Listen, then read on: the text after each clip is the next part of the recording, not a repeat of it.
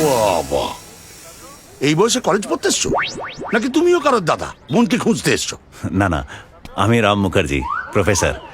এই দুদিন আগে জয়েন করেছি। Oh right, new professor Ram Mukherjee. হ্যাঁ। আমি এই কলেজের ভাইস প্রিন্সিপাল বিনোদ ঘোষাল।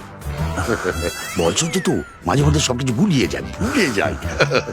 চলো আমরা কেবিনে গিয়ে কথা বলি। আসুন। Come. আসলে আজকে কলেজে মানে অনেকগুলো ভাই বোন একসঙ্গে দেখে মানে খুব ইমোশনাল হয়ে পড়েছিল। বসো বসো বসো। থ্যাঙ্কস। আসলে আমারও একটা বোন ছিল, তাই কলেজে থাকাকালীন একটা লম্পট ছেলের সঙ্গে প্রেম করে পালিয়ে গিয়েছিল। তো এখন আপনার বোন কোথায়? বললাম না পালিয়ে গেছে। ও, তখন তো আর জিপিএস সিস্টেম ছিল না যে ওলা উবের মতো ট্র্যাক করে জেনে নেবো কোথায় আছে কোথায় গেল, তাই না? এই জন্য আই হেট প্রেম। বাই দ্য ওয়ে, তুমি প্রেম করো না তো? না স্যার, এখনো হয়নি। গুড, ভালো। বলছি আমি তোমার মতো হ্যান্ডসাম স্মার্ট ছিলাম। কত মেয়ের মায়েরা আমাকে তাদের জামাই হিসেবে ভাবতেন। তা বিয়ে করলেন না কেন?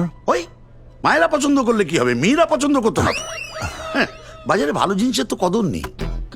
Not fair sir, it's not fair. সত্যি একদম জানো। প্রেম করব না।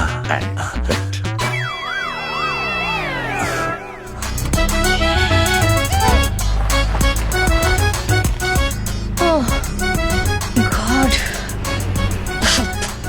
জানতাম আমি এই ছেলেগুলো এরকমই হয়, অসভ্য কথাকার।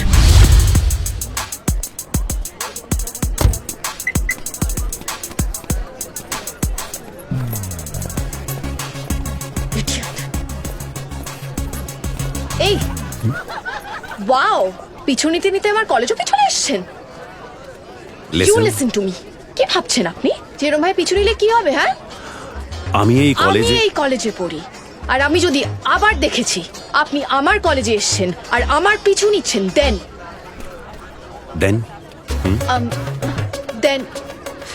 তখনই দেখবেন কি করি। এখন বলবো কেন?